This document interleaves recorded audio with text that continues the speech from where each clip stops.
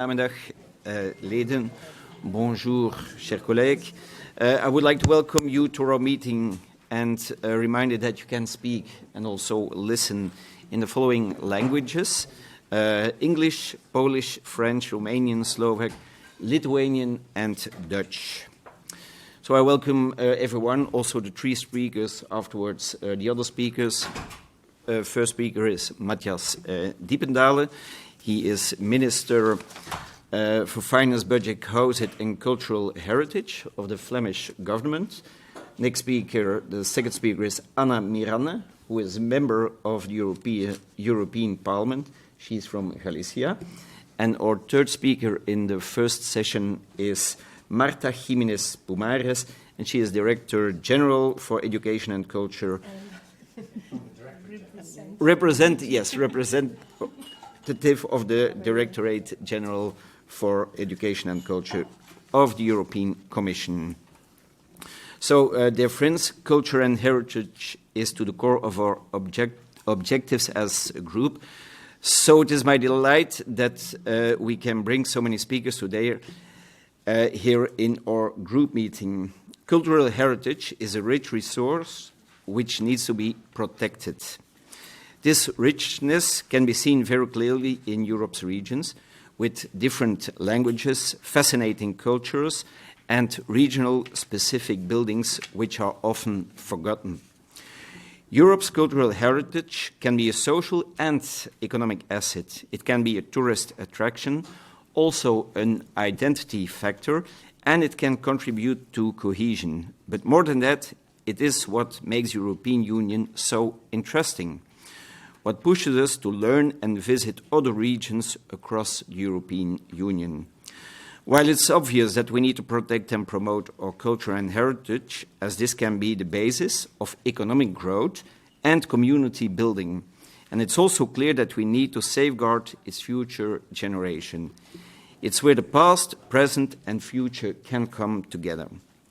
But it's even more interesting in the case of heritage buildings, as these have important economic values, but also can be a source of skill and knowledge development across different generations, an aspect which is often forgotten.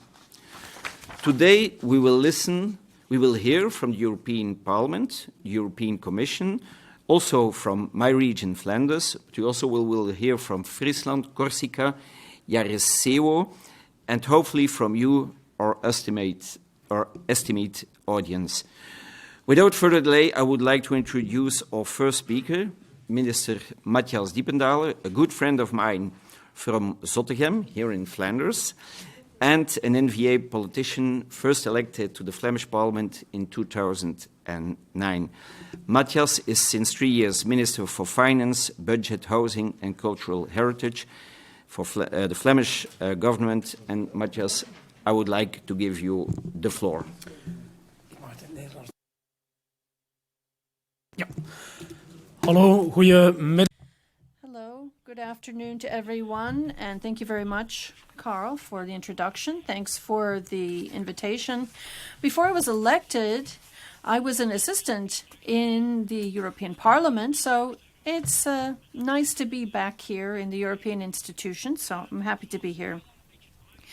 As Karl has said, I'd like to say something about how we take care of our heritage in Flanders, how we take care of our heritage real estate. And I think there's something that binds us all here together, and that is the philosophy behind our care for our heritage. We're convinced that society is more than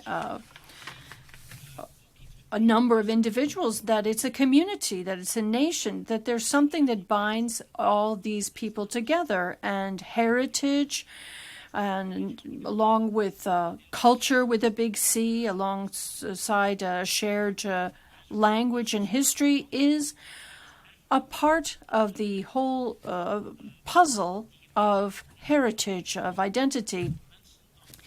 And it reflects the things that bind people together in a society. So that's the philosophy behind our care for our heritage. So in Belgium, the communities, or rather the regions, are responsible for looking after heritage. Flanders and Wallonia. So let's look at Flanders. We're a region with a lot of heritage objects. And this has to do with our location. We're a real crossroads for various routes across Europe. And this means that we have a lot of heritage. In our small region, we have 11,000 protected monuments. This can be all sorts of things: a castle, a house, a tree even. More than 600 cultural and historic landscapes, and 50 protected archaeological sites. And some of these are shared with the Netherlands. For example, in the Zwin region, where the Zwin harbor crosses the border, and it's hidden under the ground.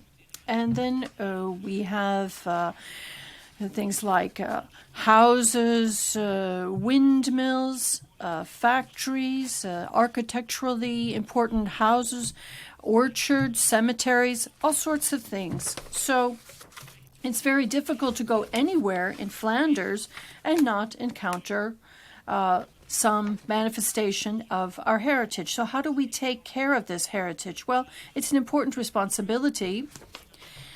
And you have to not only look after heritage, but you also have to give it a future. The two go hand in hand. And this is one of the main objectives we have in this legislature. We want to determine how we're not only going to protect this heritage, but how we're going to pass it on to future generations. But there's also the question that's also always related to our heritage, how it relates to our identity. We're going to think about the role of heritage in the future. I'm mainly concerned with real property. So we have to think about the role of this in our public space. So there are three main issues we want to think about. First, there's energy conservation. We think about energy savings and reaching our climate goals. But sustainability is much more than that. Sustainability, when it comes to heritage, means equipping heritage to withstand the ravages of time and make a contribution to society. And often you have to make choices, difficult choices. Sometimes you have a medieval building. You want to make it an energy-efficient building at some acceptable level, but then you want to put it to some sort of interesting use for the future. Sometimes you have old factories, historic factories that are turned into office buildings, and they have to meet current standards, not only for energy efficiency, but also for comfort. And then there's protection. We have ongoing monitoring and evaluation of the state of heritage in Flanders. So we are aiming to ensure that we have high-quality heritage, and we try to make a selection of important heritage objects, which ones are really part of our identity, which part of those are important to our society, and which ones do we want to pass on to future generations. Sometimes we have to provide additional protection. Let me give you an example. There's, in the city of Temsa, there's a tower, a crane, where there was a shipyard. It was a very successful one, but it went bankrupt, and now there's simply this crane. That's all that's left. And the idea was, well, the local government was thinking about getting rid of this crane or no longer protecting it as a monument because of the cost. But there was a great deal of concern about this. Many people wanted to keep this crane because for the local community, it was an essential part of their history, of their identity. And many people formed a group and got involved with protecting this crane. And this led to this crane being protected, being preserved as a monument. And we also had to work up a plan to ensure that this could be maintained in a sustainable and affordable way for the future. So once you have this heritage, it has to be used in some way. And studies have shown that proximity to heritage objects improves quality of life. And many of them think it's a privilege if they can work near heritage objects. So we try to reuse heritage objects, give them a new purpose or a repurpose. And we have had some real success stories. Here, in a good example of this is a church in Maastricht, which has been turned into a bookshop, and that's a very good example of giving a new purpose to a church. So why build a new town hall if you can rebuild the one that you have? So why abandon a church if you could turn it into a library or some other sort of public meeting place? Now, here you see a picture that shows a sports hall in an old church. You could have a restaurant, for example. And some of these lead to discussions about this repurposing, but that's good because there should be discussion about these things. And preservation of heritage is the best example of the circular economy that you can find, because we think in terms of reusing. We want to keep these objects in use for centuries if necessary, and as society's needs change, we can also change the use of our heritage objects. In the 1960s, we have, even back in the 60s, there were buildings such as churches that were given new purposes. And there are many examples of this in Flanders. It's important to involve local architectural know-how and local artisanship. There has to be an innovative spirit, and we've been able to take advantage of Flemish entrepreneurship, and this helps to reflect our history, to show where we come from and where we're going as Flemings. So here you see some pictures of objects. The middle picture is a castle from Ghent. Then at the bottom, the statues from Antwerp. On the right, from the region where I come from, Limburg, this former mine building that's now a nature park. So it's important for people to feel involved when it comes to heritage. Heritage is not so much something that people walk by, look at. Heritage has to be a part of their identity, a part of society, a part of the public space in which they're building their lives.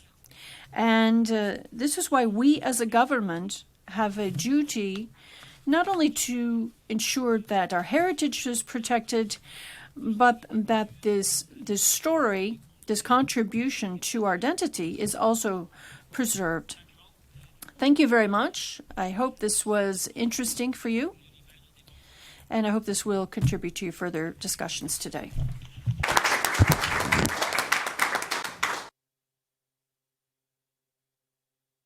Microphone, please. Thank you, Minister, for that very interesting insight into the situation in Flanders. Now I would like to move to our next speaker, Anna Miranda. is MEP from Galicia, and she's a member of the Bloc Nacionalista Galego, BNG. She's a member of the European Free Alliance group in the European Parliament. And before giving Anna the floor, I want to congratulate you on being elected as Vice President of the Petitions Committee last week. So we also know that apart from your obvious interest in language, culture and heritage, you're also very passionate in your defense of the fishing community and regional policy. Anna, I would like to give you the floor. Thank you. Thank you very much, Mr. President, and a special thank you to the group of European Alliance in the Committee of Regions, because it's my first time coming here after the new mandate, and I want to thank you especially to Michael, that we are always together in the meetings of the European Free Alliance as a European political party, and also all my disponibility to work with you in the future in our committees, in our European group, and also in the current work of the European Parliament that is really busy after the pandemic. And I belong, as Mr. Karl said, to a group who is defending the cultural and regional and linguistic heritage in Galicia, we say Galicia, our country, as a group defending the right to have an own culture, own language, and to protect and to defend as a cultural heritage, material and immaterial. Our group is the second group of the Galician Parliament now, is the first political party of the opposition now. Our strategy was, during the years, defending the cultural heritage as also as an element of defending our right to be a people, the right to be a nation, the right to be an own nation, as you defend also in Flanders, or in Corsica, in Catalonia, and in other nations here represented. For our intervention as members of the European Free Alliance in the European Parliament, we have a strong defense of cultural heritage in all the aspects: the linguistic, the protection, the conservation, the innovation. And it's for that we present a lot of initiative of and reports and also amendments in some committees of the European Parliament. For example, in the Cult Committee, Transport Committee, because it's important the access to the cultural heritage. Also in the Petitions Committee, and thank you, Karl, for the remember of this position, because for us as European Free Alliance it's very important to be in the Petitions Committee, because it's the committee for the citizens, and there are many cases of complaints of the citizens due to the non-respect of the cultural heritage. Many cases of all Europe, and it's important because also we can find a link with the Committee of Regions on that. Also, we present some initiatives and demands in the Budget Committee of the European Parliament, and also in the Regional Committee, where I'm a member also now, and also our common work to do something in common when is needed. For us, the cultural heritage is a way to protect it, but it's also a way to do politics, because the innovation and the compatibility between history and between protection should be also a way to have an economic and social development in our countries, from Galicia to other parts of Europe, from Flanders to other parts of North and South Europe. And I want to speak a little bit about the case of Pontevedra. Pontevedra is a city where my party is governing since 20 years, and I think it's the typical good example of integration of cultural heritage and sustainability. Pontevedra has been selected to receive the ONU Habitat Award, also some awards of the European Commission in the protection of urban development. But this urban development is very linked to the protection of the cultural heritage. And now, the last discovery of the mayor of Pontevedra, and I would like that the mayor of Pontevedra can be in the future here and can explain the model. He was 3 months ago in the European Parliament in Strasbourg with the presentation of the Pontevedra Without Cars, the initiative that is a good example to protect and to access to the cultural heritage. Pontevedra has a lot of museums, a lot of churches, a lot of special places for historical memory, because it's a town where was killed in the dictatorship a lot of important persons for our nation and for our history. These places are also cultural heritage for us, these historical memorial places, the churches, the museums, the squares. Pontevedra is like a really museum that was excluded of the protection because nobody until this mandate of the mayor Miguel Fernández Lores was thinking in Pontevedra as a common development and as a common model of city.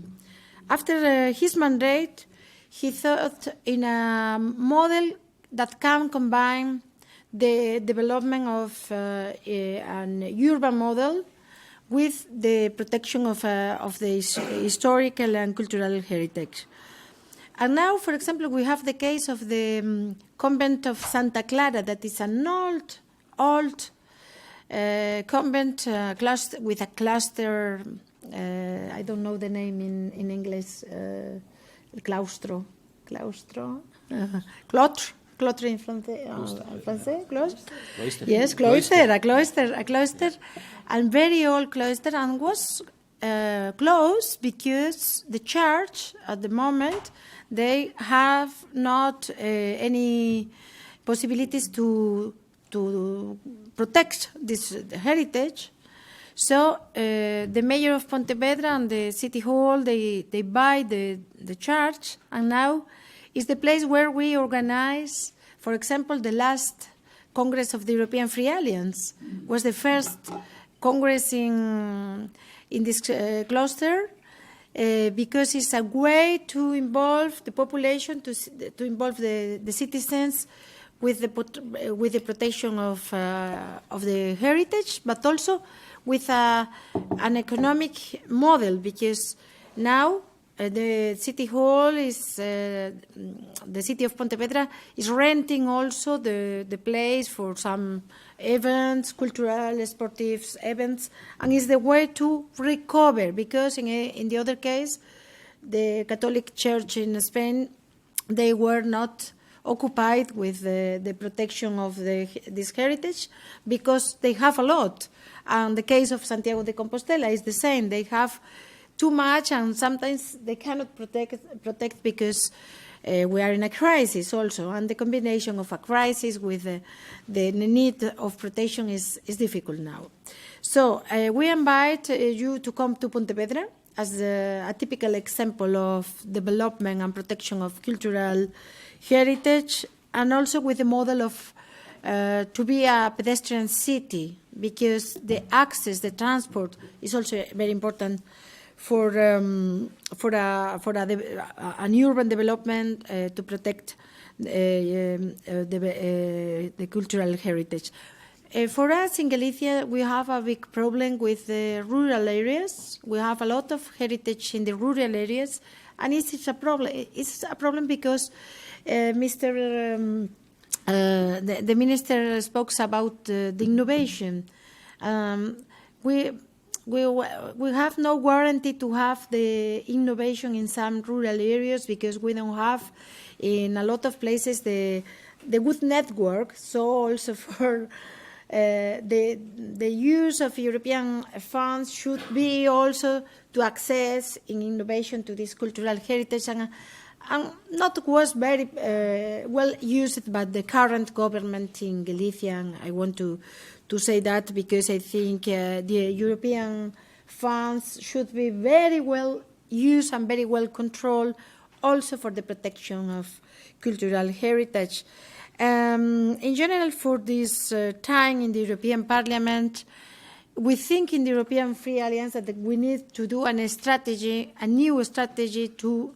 in common with the Committee of Regions and in common with the European Commission to develop a new step because cultural heritage and cultural and linguistic rights in general, they are the small brother of the economy and of the politics. And I think we as representatives of different nations, we should put this thematic, not always when the cultural heritage is in danger,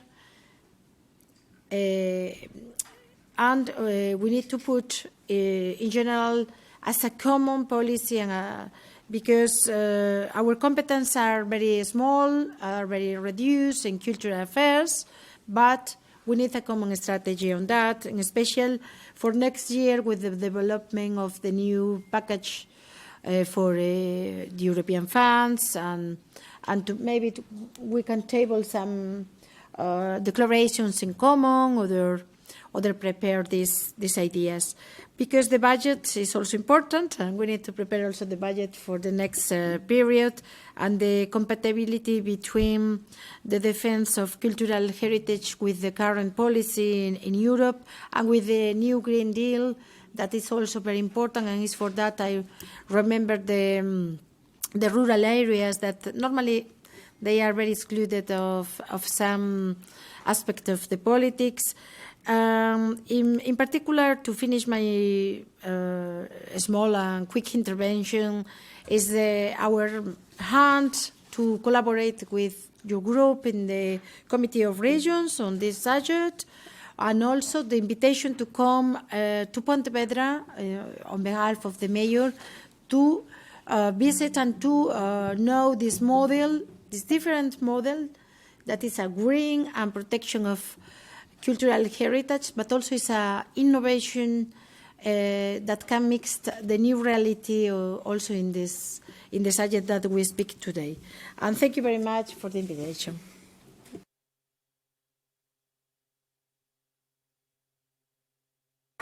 Thank you also for sharing your ideas and the policy in Galicia. So now I would like to give the floor to Marta Jiménez Pumares. She is the policy officer responsible for cultural policy and regions in the European Commission in the Directorate-General for Education and Culture. Today she will speak to us about the policies and programs of the Directorate, especially support exchanges between large numbers of cities, regions and stakeholders. Maria, I would like to give you the floor. Thank you very much. Thank you to the European Alliance Group for the invitation. The Commission is very happy to have more and more occasions to debate together with the different institutions. As you just said, there's a lot of actions and a lot of support coming from the European to cultural heritage. As we can see in the first slide, we all know very well that the competencies for the culture belong to countries, and depending on the country also to regions. So we have limited ways of supporting, but still we manage to coordinate, supplement member state actions. We promote policy cooperation between the member states, and we also try to elaborate cultural policies and programs that help address all that you identify as common challenges to have a common answer to those. As As framework for our work, we have three main documents, and as you can see in this slide, all three of them have as a priority cultural heritage. The Council's work plan for culture for the last 3 years and in this year had as a first priority the sustainability in cultural heritage. We are currently working with the Council of the European Union in the new work plan for culture from 2023 on, and cultural heritage will remain a priority in this work program too. The new European Agenda for Culture has as one of the three objectives also the protection and the promotion of Europe's cultural heritage. And the urban agenda for the EU has promoted one partnership on culture and cultural heritage for the last 3 years also, ending with some recommendations that will be published in December 2022. And we are now working to prepare the new partnership on sustainable tourism. As you also know, culture is one of the main reasons for tourism in Europe. So we will be following that this partnership continues the work of the Cultural and Cultural Heritage Partnership, so that all those recommendations that we'll receive in December will have an effective effect on our heritage. Now,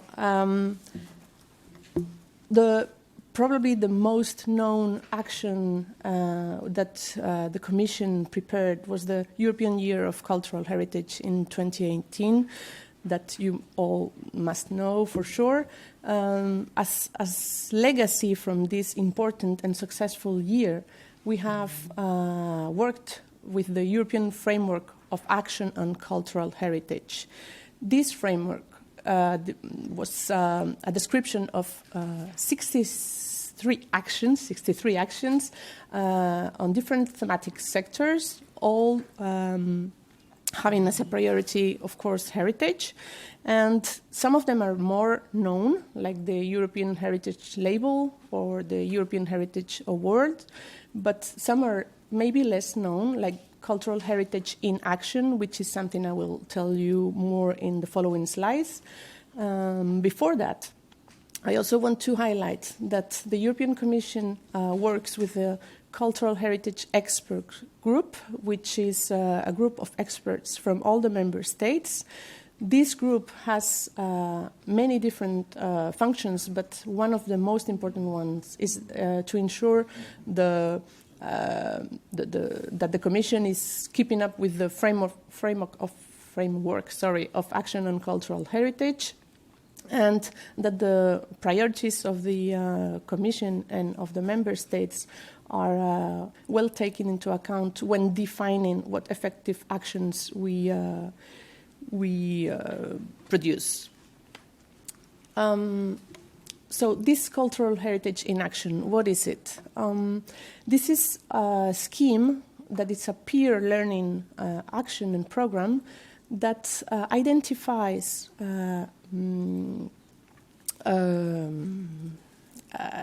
it identifies good practices in different cities and regions in Europe and proposes to local, regional, different level of administrative authorities to visit this place or this building or this restored church and have a deep insight into it, trying to find what could be transferred to their own cities or regions, what could be learned from the experience of the place.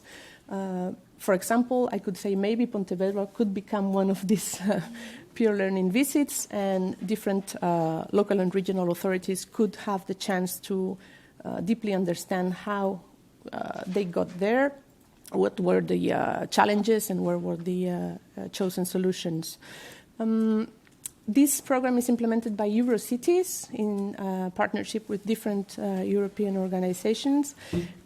They have tackled these 6 topics that you can see here, but the most important thing I think we can see in the following slide is that they produced a huge amount of outputs and achievements that could be the basis for more practices, more examples, more peer learning visits in the future.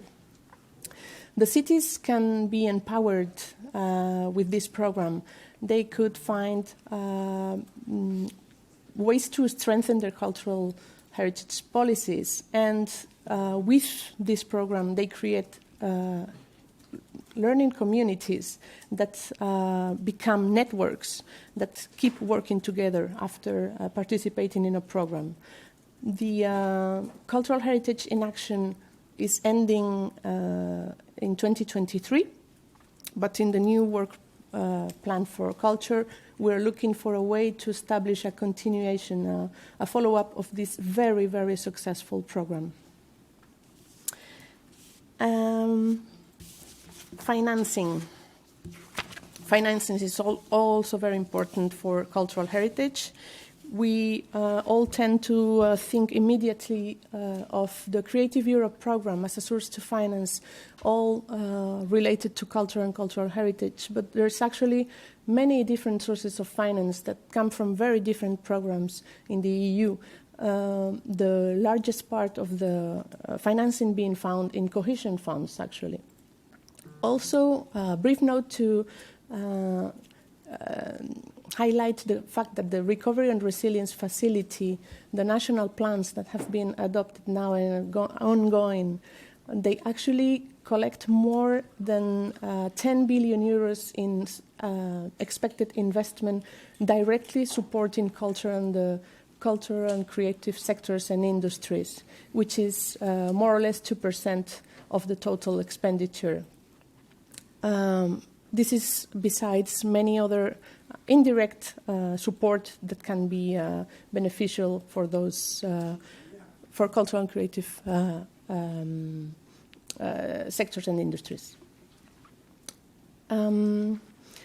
I won't get into a lot of detail on the new European Bauhaus since we have the rapporteur here today doing a presentation, but I just thought it would be maybe interesting for you to highlight that there's more and more calls being opened.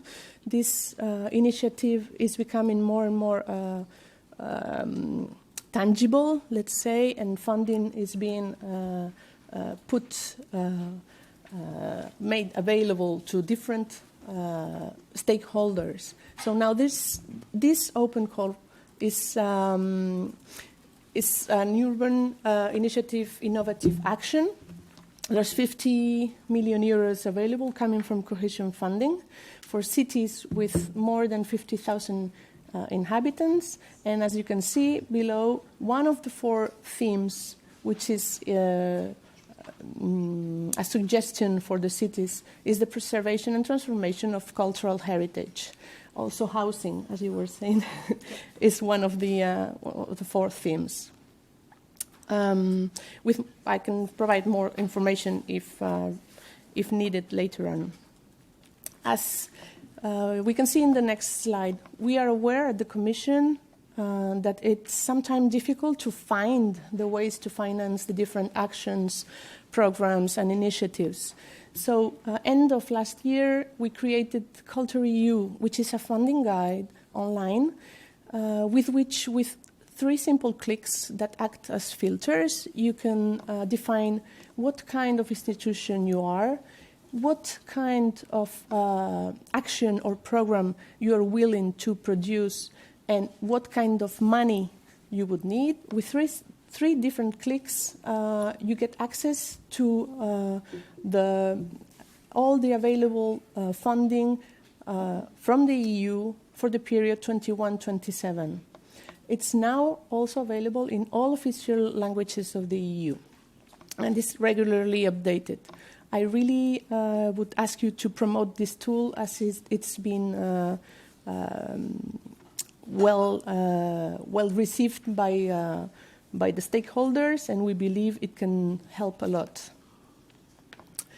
Next, as not everything is EU funding, we also promoted one background paper, which was the conclusions of a workshop we did in 2021, which is a compilation of alternative sources of finance for cultural heritage. beyond the different possibilities of financing, you can also find good practices examples, more than 80 good practices examples that are that could inspire, let's say, other cities. The last point I would like to highlight today is that maybe you're aware that we have an open metal coordination expert group that finished their work presenting on the 7th of September a report on strengthening cultural heritage resilience for climate change. I invite you to have a look at it, as it has also over 80 best practices beyond the key recommendations for the policymakers.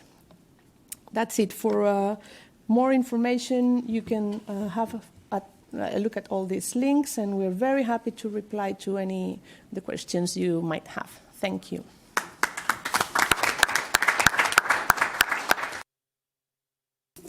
Thank you very much, Marta, to share with us the ideas and the priorities for of the European Commission.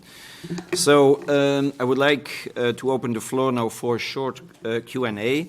As I'm aware that Anna will have to leave because she has a meeting in European Parliament, but also Minister Diependaele has to leave for other meetings. So do members have any question for one of the speakers? No?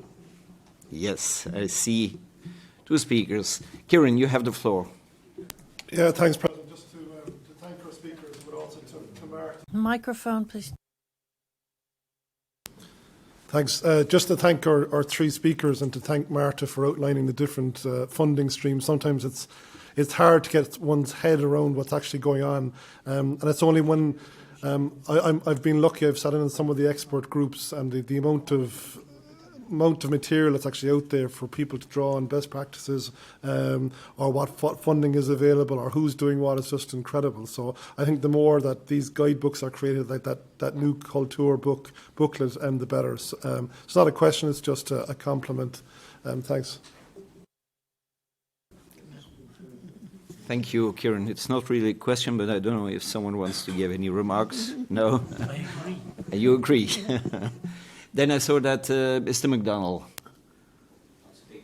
Thank you, thank you, Chair, and thanks to the three speakers. Two questions. One is to the Minister. How do Flanders fund the re-establishment of castles and other items when people say, well, there is more important things to do, like climate change, like housing, etc.? How do you convince within the budget that it is so important that the heritage or culture must have its fair share of the budget, and convince people that other items like housing, which is a huge problem right across Europe, that this must get this fair percentage?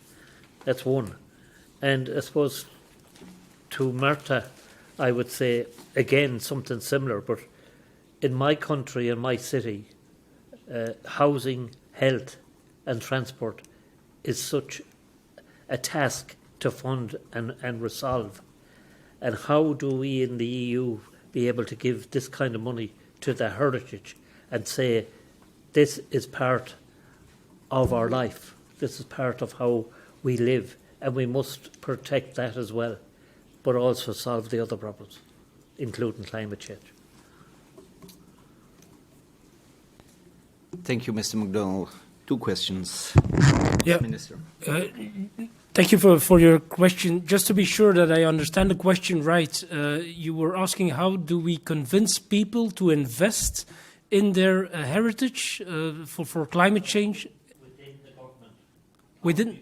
In the government. In the region. Give so much funding to culture and heritage. Okay. Well, we actually have about, in our budget, we have about 100 million euros a year that we invest in heritage, which is only the building heritage, the unmovable heritage. And in cultural heritage, it's another budget, but I don't know how much that is exactly. And for homeowners, so people who live in a house that is heritage, we pay up to 40% of the renovation that you want to do. So we support them. Also, if it's a church that is the property of a local community, of a municipality, then we pay up to 60 or even 80% of the investments.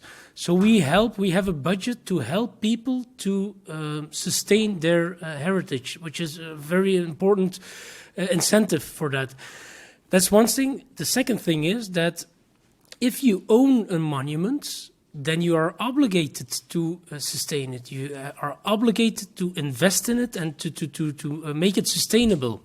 So we can even start a legal judicial procedure against you if you, as an owner, do not keep your heritage of which you own in a good state. So both ways are an incentive, support, and also a stick behind the door that we have for owners to make sure they keep their heritage in order. Is that a question, an answer to your question? Thank you. Thank you. Thank you. I would say the reply to your question is the initiative New European Bauhaus, which is claiming that we look into what we have, what we had, we recycle, we reuse, and maybe we spend less in building new, and maybe we get into this circular economy by restoring an old factory and creating a social center. We're creating jobs. We are maybe developing the skills. We're opening up a community center. There's so many good aspects of it that I would say is money well spent. Apart from that, culture, I don't think culture is over.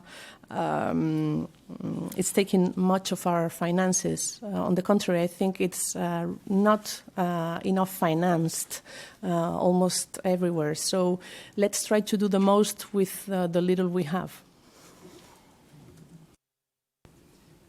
Thank you. Are there still some questions? I don't see any fingers. No. So then I want to thank the three speakers, Anna, Matthias, and Marta. I know that two of the speakers still have to leave, so I've got a small present for them. It's less than we have a limit for the interest conflict. Yes, yeah.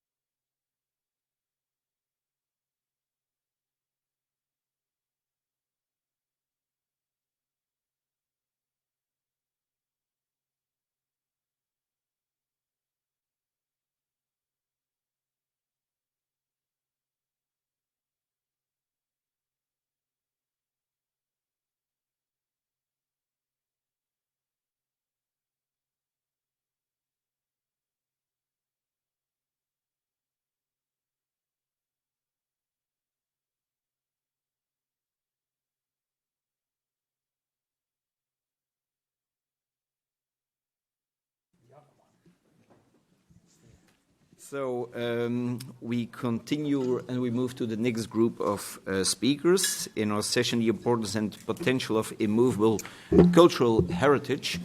Our next speaker is here to speak to us about historical buildings and their value for preserving culture and heritage of towns, cities and regions. This speaker is our good friend, a member of the FNP, the Friese Nationale Partij. And he is the regional minister of the province of Friesland. Klaas Fokkinga. We kunnen ook Nederlands spreken, but je mag Nederlands. You can speak Dutch if you'd like.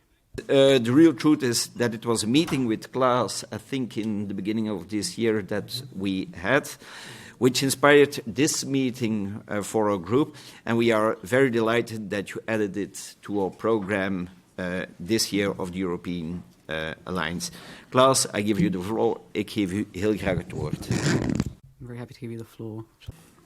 Dank u wel. Thank you.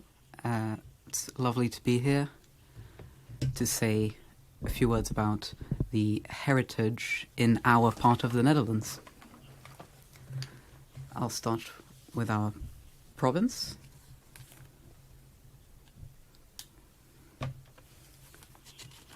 Here you see our province in the north of the Netherlands. In terms of area, it's the largest province in the Netherlands, but we're also very water-rich. We have a lot of canals, rivers, and also we have sea regions as well. We also don't have that many inhabitants, only 650,000 in the whole province. Leeuwarden is the capital. It's known as the cultural capital of Europe in 2018, and it has around 100,000 inhabitants, so it's the largest city in the province. It's also worth mentioning that we have 4 islands. You see them on the map here, beautiful islands. They're also UNESCO World Heritage. I would advise you to visit them if you're in the area. We have our own language, Frisian, the second official language of our country. And I do want to mention something. You see here the Frisian paradox, and that's very simple. In our province, people socially and in lower have a lower socioeconomic status, but research shows that people there are also the happiest in the Netherlands. The government, of which I'm a part of, has a guidance program, which is happiness number 1. So that's our main priority. I just wanted to explain that to you to show, this interesting research. Our heritage is a very important part of our livability policy. It's inspiration for culture and art and applies to very widely. We want to tie the importance of our heritage to new developments such as energy transition, demographic evolutions, and so on. Historical heritage is very important. Farms are becoming empty, and they can be used for new purposes. The importance of heritage can be used for both companies and a population who are on the move, so to speak. Heritage is a ever-changing collection. It will bring us new opportunities for possibilities to tell the story of your region or your village. And it's important to share this story with tourists, with people from the local region, but also through art. In our province, we see a number of characteristics that include 4,000 heritage monuments. We have some beautiful buildings from the Middle Ages, for example. Farms are especially important in Fryslân because we are an agrarian province. And the churches, Ms. Simons will be telling us about them. We have a huge density of churches, and we have over 60 protected churches in our region. green heritage is also very important. We have historical forests and historical nature. It's also very important in our province to have. We have sandy areas as well, and we've actually been chosen as the most beautiful province of the Netherlands. So these are all very important component parts of Friesland. So we have many regions to visit our region. We also have structures such as dikes, because most of our country is under the sea level, of course. All of the associated buildings with being by the sea give Friesland its character. And there's also something very important, which is visibility. Visibility is essential when you are speaking about heritage. We pay a lot of attention to this because we want the media to be paying attention. We have a number of important projects. We want to work with partners elsewhere in Europe, and that's why it's so beautiful to be able to be speaking about it here, because cultural heritage doesn't stop at the border.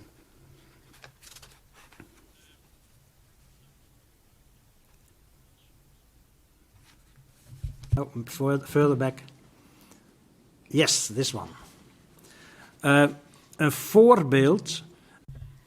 An example that we are very busy with right now is the historical agrarian use of old farms to protect archaeological sites and protect them for the future. We're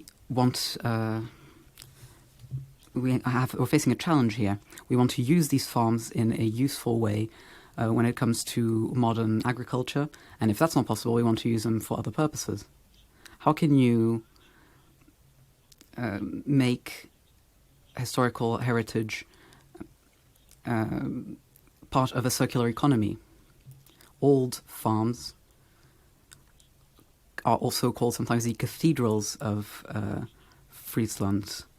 And here you see a beautiful farm. It's still owned by an individual, and it's used for a bread and breakfast. There's space for meetings, and the garden has been beautifully adapted. It fits in beautifully in our Friesland landscapes, because that's very important as well. As I mentioned, I'll show you some more examples later. How are we doing this? We've come up with a way to protect our heritage, and this is not always national, on a national level only. It can also be heritage that is important just on a very local level. We call that the DOM method. And I was speaking about the Frisian paradox, and you'll see this coming back. So we call it the DOM, the SMART method.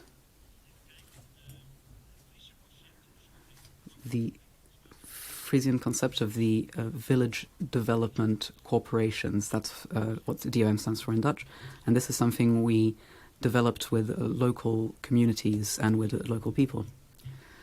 In short, the DOM is a collaborative method that empowers villages and municipality to create joie de vivre on an equal, structural and effective basis. And it has to be done cooperatively, that's very important. You see it here on the sheet. Next slide.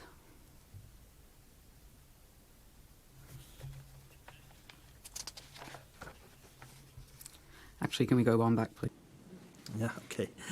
There should be a picture of a plain, a village. I don't know if it is there. No, I think no, it's not. Okay, you can go back. Laat ik het zo maar zeggen.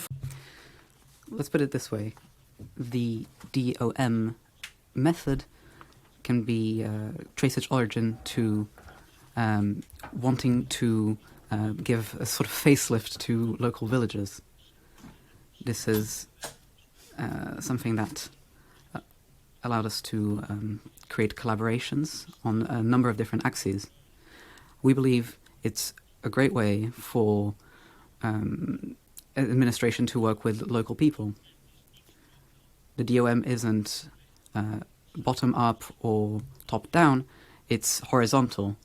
Anyone can work within established parameters, and we don't want this to depend on the financial implementation of one or other initiative. Here we have the principles. The basis of DOM is collaboration. Everyone is equal and respects each other. We want to create trust and a good working atmosphere. This is essential for DOM. We have to respect each other's values. People will come together, they will realize, or they'll bring up ideas, and then they will work with the local authorities. But local authorities don't take over. You know, we like to decide what happens usually as politicians, but no, this has to be, it remains co-creation.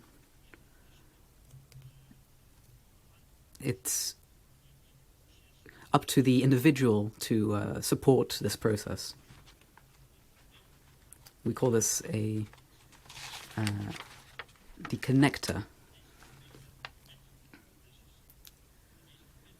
The connector is separate from the DOM and the village, so this has to be a third party who isn't connected with local government or with the people. This is a mediator who helps people listen to each other, understand each other, and make sure the process goes smoothly.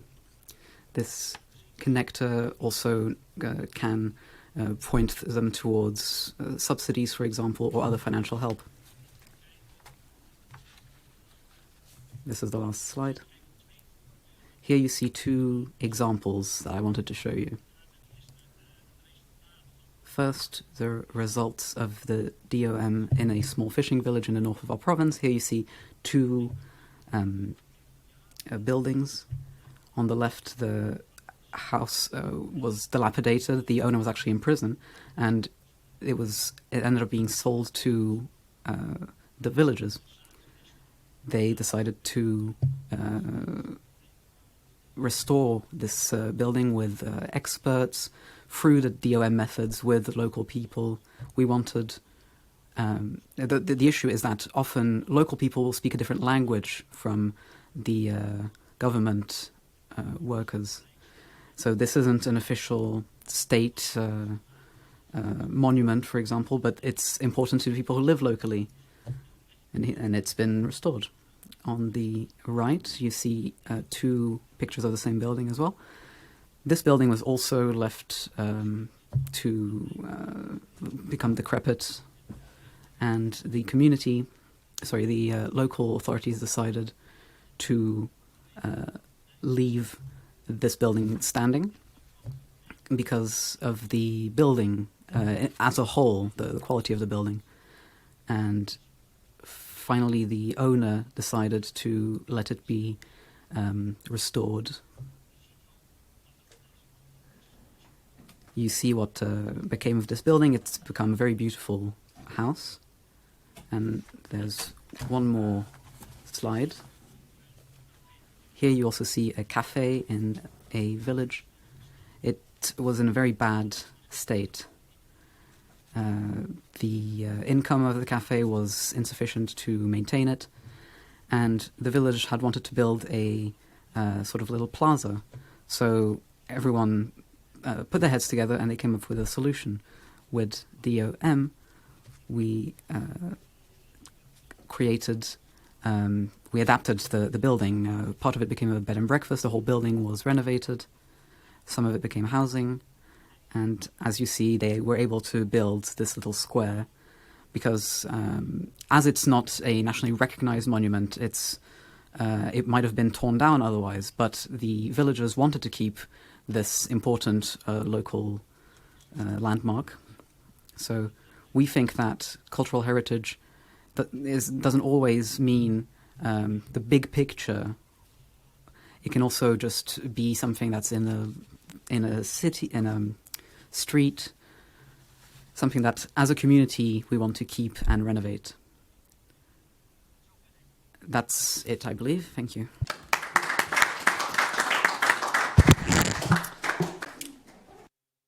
Ja, hartelijk dank Klaas voor de toelichting van het beleid en de prioriteiten in de... Yes, thank you very much for this very interesting presentation about the province of Fryslân.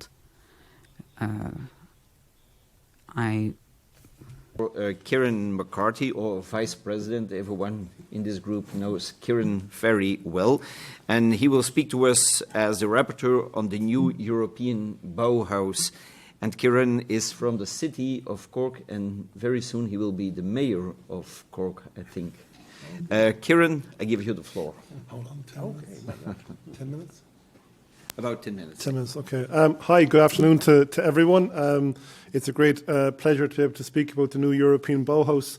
But before I maybe get into the nuts and bolts of what the new European Bauhaus is, it's true to perhaps to reflect that over the last 12 years, local and regional authorities have been on a bit of a journey.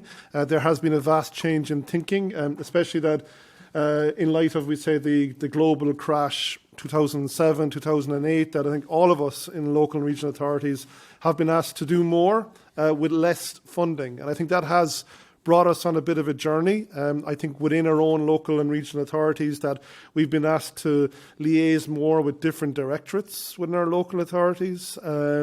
Perhaps what Klaas has put forward in his own presentation about the DOM principle, the kit together, finding middle ground, linking, making connections within our local authority is highly important. Also, I think over the last 12 years, we've been encouraged to form ecosystems between our local authorities and agencies in our regions.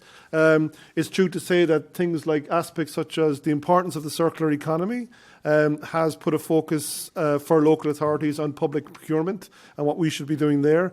I think promoting our regions is probably another massive strand over the last 10 or 11 years, and that has led to city and regional branding and storytelling, kind of what's within our regions and cities. The Sustainable Development Goals from 2015 to the present day have also led us on a journey. Climate change has led to climate action. And of course, in the midst of all of that, there has been changes to how we approach our cultural heritage. So what cultural heritage we select, or what cultural heritage that we protect, or what cultural heritage that we activate, and actually what narratives that we actually take forward. I think as local and regional authorities, where we are promoters of cultural heritage, but also we've got a lot of control over our cultural heritage, and sometimes that's good and sometimes that's bad. But I think sometimes local and regional authorities, in my own perspective, I think sometimes we suffer from not harnessing cultural heritage enough. We also suffer from just using the same narratives over and over and over again. So it's nice to see, well, what else can we harness within our communities and our neighbourhoods to promote our regions and cities. It's also true to say that EU programmes, and we heard from Marta earlier on, there's been a large body of work done on cultural heritage, but there are other programmes like Urbact, Interreg, Horizon 2020, the cohesion policy partnership programmes themselves. Marta mentioned the urban agenda partnerships, the 14 partnerships that are very thematic, looking at different urban agendas, and cultural heritage has been one of those. And also there's been a huge job of work over the last few years as well on rural proofing and rural development plans and peer learning, and even most recently the Conference on the Future of Europe. One of its working groups actually was on cultural heritage as well. So it was only a matter of time when someone was going to take all those nuts and bolts and mix them all together and come up with something that to bring all these ideas together. So the new European Bauhaus was an idea that Commissioner von der Leyen was pushing a lot.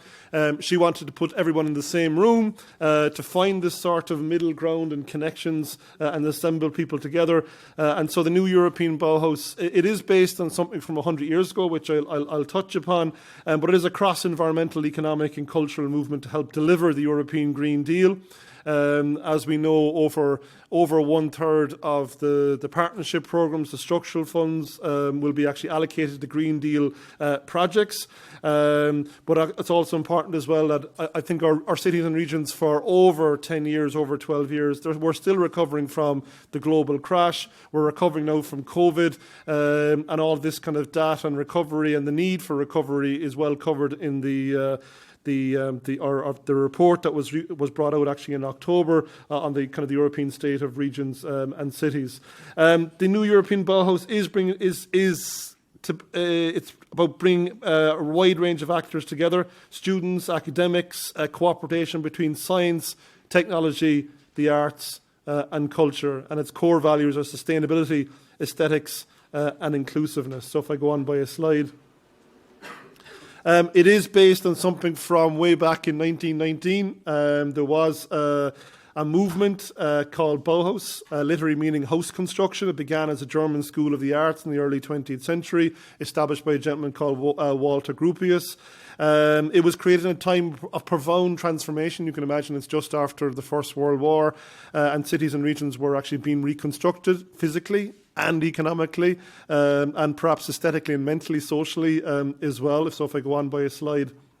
Bauhaus was a visionary, influential art and design movement in history, and technically in our time we're trying to reboot some of these ideas from 100 years ago. Bauhaus as an architectural concept spread especially in Central and Eastern Europe. It spread to places like the UK and Ireland, actually through America. I actually have Bauhaus construction in my city, but it's actually American Bauhaus. So it kind of bounced around the world and kind of diluted and kind of came back again to Europe. So if I go on by a slide. And I suppose the present concoction, it is about sustainability. It is about green transition. It is being pitched as a project of hope and positivity. It is being pitched on there are new actions here to bring together different ideas and fund possibilities. It is about a culture and creative dimension of the European Green Deal. It is about circular economy. It is about linking to nature-related, nature-based solutions, and also about creating tangible, practical experiences at the local level. So if I go on by one, I mentioned the sustainable, beautiful, and together bit. These are three core functions. I suppose perhaps up to now, when it comes to actually studying either small cities to big cities, especially through the lens of the EU Urban Agenda and its thematic partnerships, looking at aesthetics and architectural styles and the reuse of materials hasn't been a major focus. So it's actually quite important for the Bauhaus, the new European Bauhaus, to focus on that, to provide a forum for that. And also you can see at the end of this slide about accessibility and affordability as well, and how we actually reuse materials for architecture, and how we bring science and technology and climate action together as well. So if I go on by a slide. It is supposed to be transdisciplinary. It is supposed to be innovative. It's supposed to have a multi-level approach. Certainly, there was a presentation recently made by Commissioner Eliza Ferreira, the Commissioner for Regional Policy and Cohesion Policy, and she kind of put forward that in many of the partnership programmes, the new European Bauhaus is now present, and that information was made available a couple of weeks ago, that there are going to be new European Bauhaus projects, and it is about having a place-based approach as well, which is something the Committee of the Regions is always harping on about, or always speaking about. Please consult us at local level. Please do work with us at local level. Please consider our places and our neighbourhoods and how we create places as well and support them. Next slide. There is a focus in the new European Bauhaus on small-scale initiatives, which is actually very positive. It doesn't have to be a big structural fund type project. There is a focus on connections between rural and urban areas. So it is quite. I know the rural proofing is something that the European Alliance, our grouping, actually champions a lot. It is about thinking beyond European borders and bringing people in from kind of the outside as well, about intergenerational solidarity. You can see it's about everything in a sense. They've thrown everything into the mix and kind of mixed all these ideas around to see what actually will come out in the mix. Next slide. I'll go on a little bit more. Go on again. There are a number of projects that might be of interest to members and people interested in the new European Bauhaus. There is an annual festival, which is just bringing people together to have a chat and a kind of a conference. There is a movement at this moment in time, you'll see there, to introduce a dedicated urban development financial instrument, which is the Urban Innovative Action, which Marta mentioned. Now, that's connected to the EU Urban Agenda and connected to URBACT. And so basically these projects that were people working together, they were calling for funding, kind of post all these collaboration projects. And so this Urban Innovative Action Programme has emerged. I think there's a call out for experts at this moment in time. If you get involved in the new European Bauhaus, there's going to be a seal of excellence, like Horizon Europe seal of excellence. There's also going to be pilot projects. Recently, DG Regio had a pilot project for 20 projects. Some of these were about buildings, some of these are about splicing science and innovation and climate action together.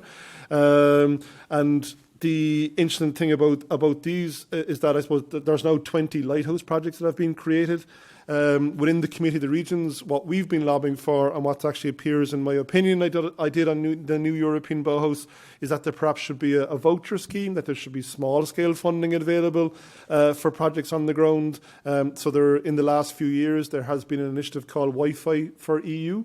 I think some of our members here drew down that funding directly, where you could actually get small-scale funding for free Wi-Fi within your city centre or town centre, and that was very successful. And we actually proposed, as part of my opinion, we proposed that there should be a new European Bauhaus for EU as well, if that makes sense. Next slide. There are a number of programs that hopefully the new European Bauhaus will connect to. It is about just bringing people together, I think, very much, in my head, into one room from different backgrounds. That's kind of, in my head, what it's about. And so there's massive scope to tie it into EU LIFE programs and Creative Europe and Digital Europe work programs and green procurement. Like, the list goes on and on and on. The Committee of the Regions is working, though, you'll see there on the third point, with the European Institute of Innovation and Technology, and they actually have a European Innovation Council. So the Committee of the Regions has been rolling out now a programme over the last few weeks and months with them to champion the new European Bauhaus.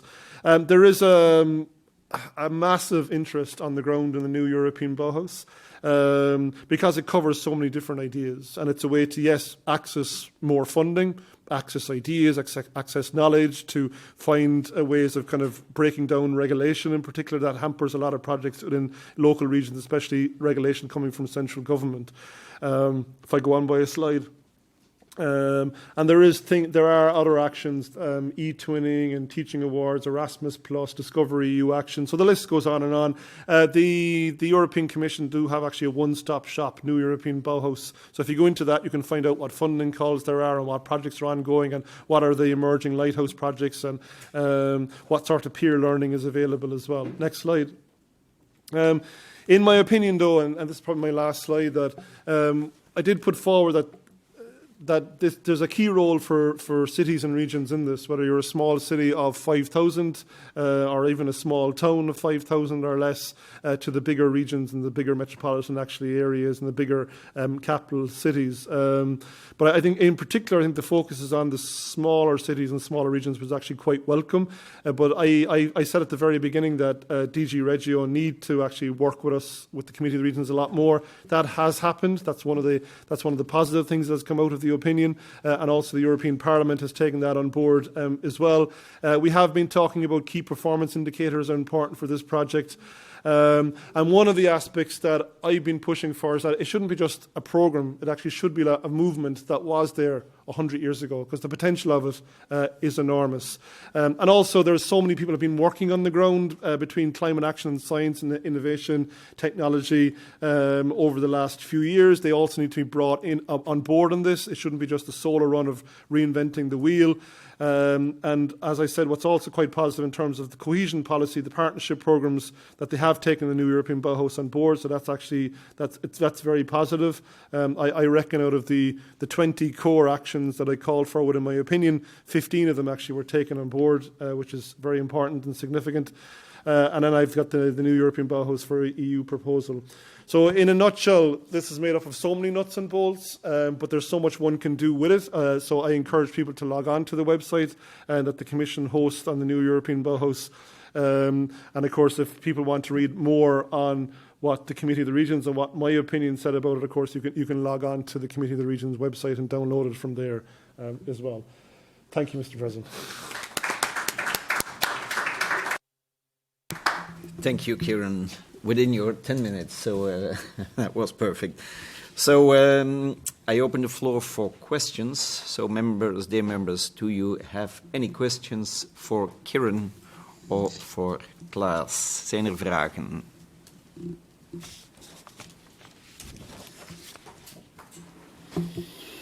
Ik zie geen vingers. I don't see anyone raising their hand. So I want to thank you. They're in shock. No, it was clear. It was very clear for everyone. So then I want to thank you. I want to thank both speakers. And we now go to the next group of speakers.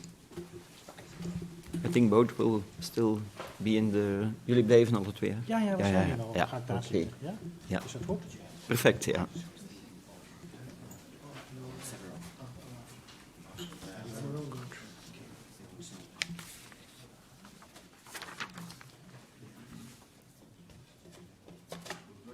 Is hier...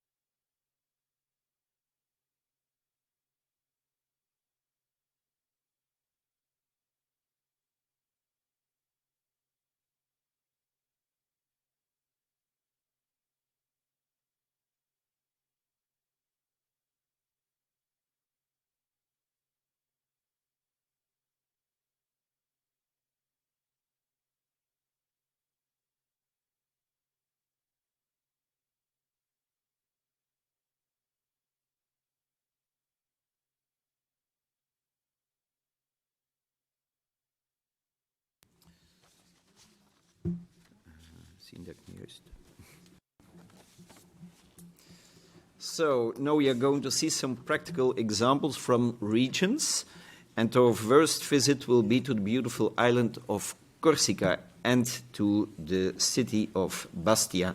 Donc je souhaite la bienvenue à Pierre. So I wish to welcome Pierre Lungheretti, did I pronounce that correctly? Who is Commissioner General for Bastia. Bastia's bid to become European Capital of Culture 2028.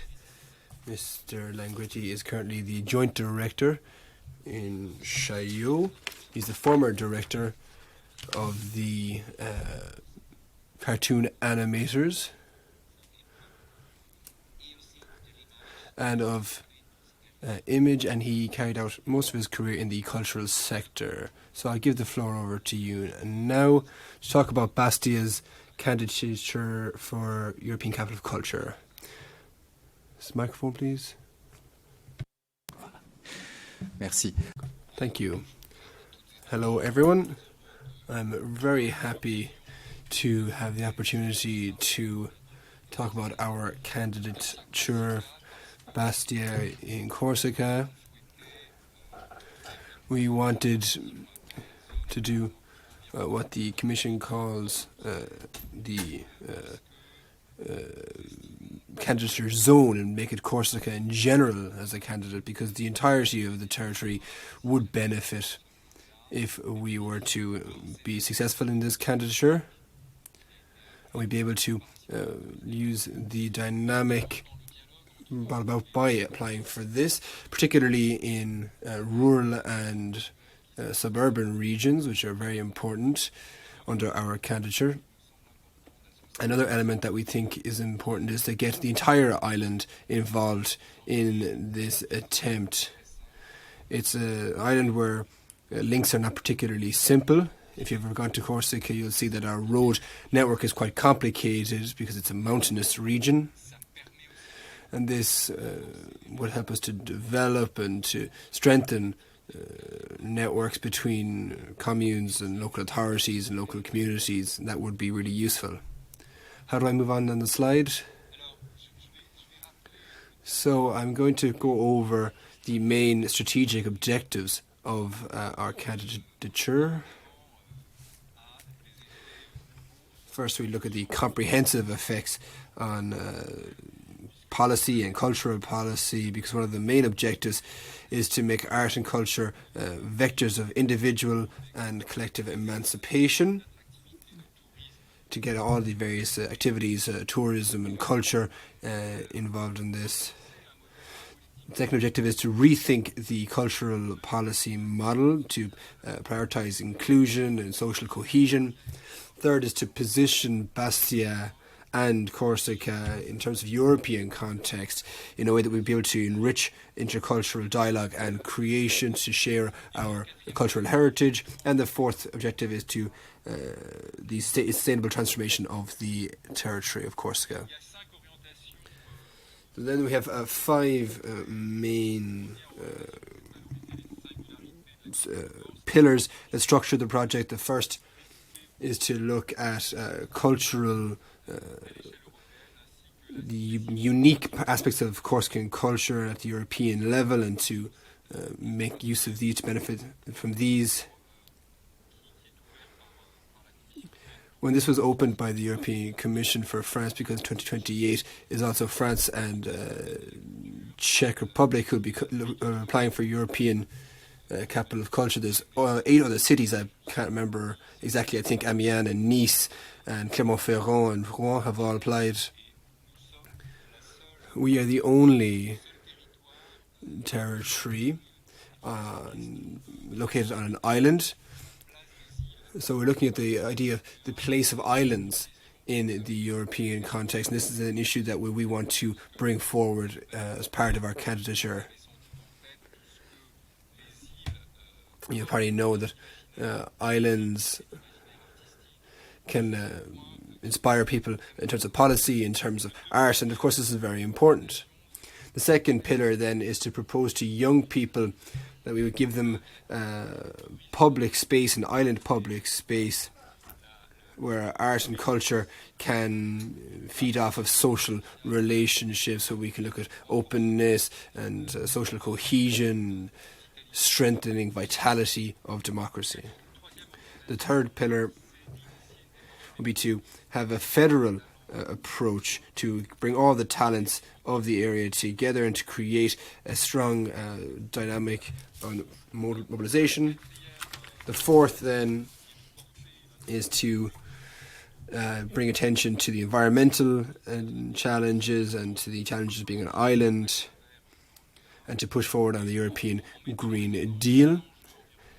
In mentioning environmental challenges and the challenges of being an island, we will look at this in terms of artistic work and the reflections of artists, as well as academics as well, and how would they develop this subject to get a balanced approach. The fifth then is to make Corsica a laboratory of creation on the challenges of tomorrow, be they immigration or identity issues, which are two issues that have really formed the identity of Corsica. We'd also mobilise island artists and the diaspora in Corsica, because we do have a large diaspora, and we'd also mobilise all the artists in Europe as a whole. We'd like to get the view of European artists on the reality of Corsica and the history of Corsica. And I'll go very quickly through our cultural infrastructure programme. We have lots of cultural infrastructure. We have lots of heritage on Corsica. And this heritage makes up part of the candidature. There's around 300 monuments that are protected, particularly religious monuments, which show the history of Corsica. We also have military monuments. And we have a very large amount of immaterial heritage as well, which is protected by UNESCO. We have the Cantuaire Palier in Corsica, which has been included in the UNESCO Intangible Heritage List. Next slide then. Very quickly, we had hoped for this candidature to implement an ascending method, working with people on the ground, and to take into consideration what exists already, to be able to increase it, to strengthen it at a European dimension, European level, and to work collectively. We worked on 5 major themes which came out of the workshops, which were open workshops. The first subject was around heritage and artistic creation. We had a comprehensive look at heritage, natural heritage, and this is one of the main trump cards that Corsica has. When it comes to natural heritage and the environment, this is a subject which covers all artistic creation in the modern world that we know today. The second theme then, or subject, would look at memory and heritage and sharing what we have in common, where we would look at all the various heritage challenges. The third axis would be multilingualism, because multilingualism is also something very specific to Corsica. We have a Corsican language, we have French, and we have other languages as well from numerous foreign communities or communities of foreign origin, for example, Portuguese. So we would have projects that look at this issue of multilingualism as well. Then the fourth thematic axis would be questioning identity. This subject of identity, which I said earlier, is one of the markers of Corsica. And this identity axis would look at the reflections around identity which exist in Europe. And we would hope that this would help to enrich, this would be something that would enrich our candidature. And then the final thematic axis would be what we call take your part, or play your part. This is an axis which is cross-cutting but also quite unique, which we would look at very specifically. And it's these 5 thematic axes that we have: the challenge of being an island, which goes across the 5 axes. And we look at the real island and then the dream island, the idea of utopian concept across human history, the idea that islands have given this idea of being utopia going all the way back to antiquity and right up to today. So this method led us to have a bit of reflection on the strategy and the operation, and we noticed that we need strong mobilization and participation while building this project, which started in December 2021 and which finished up at the end of October very recently. Next slide. So, very quickly on governance. I'll go over this very quickly. We have created an association with 4 founding members. We do have a scientific and European Culture Council. We have a consultative council with associated communes. We have 3 communes associated with this consulting council. And we do have a multi-annual framework convention between Bastia and the Corsican Collective Association as well. Next slide. I'm not going to go too much into detail on the operational axes because it would take too long. But very quickly, the main challenges of the operational axes, first off, would be that we need production of works, that we would produce lots of artwork, and that we would have European dialogue while mobilising, as I said, European artists, that we'd have residencies with European and Corsican writers. We'd have lots of master classes and workshops across the various modern artistic sectors in Europe. And we heard this at a European level. Next slide. We also want to consolidate a European multilingual network, have cross-cutting expositions on key themes of the candidature, which I mentioned earlier. We'd have heritage circuits for European heritage and Corsican heritage. Based on modern inspiration, we'd have a participative program for the rural areas, bringing in the citizens as well as the urban centres. We'd have an artistic education program and cultural education program for the entirety of Corsica for 2024 to 2028. It is in 2028, but we want to have a long-term strategy to build up to it. And of course, we would have an artistic residency program as well for businesses, because business is very important in this. We'll also have a program for mobilising citizen participation with the various associations in Corsica, and we want to have a long-term strategy as well for training, because Corsica, as a French territory, has been at the edge. We didn't really get the full clout of the glorious 30 years of development in France from the 60s to the 80s. And that is why this candidature is maybe the result of that. The path that we want to tread for this, the point we want to get to, is extremely important, and that is that no matter what the result is, that in preparing for this candidature, it allows us to rethink ideas, to work with cultural actors, to work with economic actors and tourists and the tourism sector, to create synergies, create networks between the various actors who might not necessarily already be talking with each other, and be able to create common projects with one another. Next slide then. Then we have the other operational axes, which would be based on reflection. And as I mentioned, the challenges of being an island in Europe, but also the issue of identity and the identity of islands, and the identity as a policy dimension as well.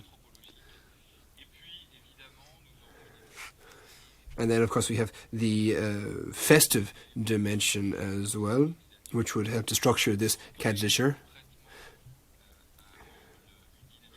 We want to create a feeling of people coming together, of cooperation, but also of it being a festive period as well.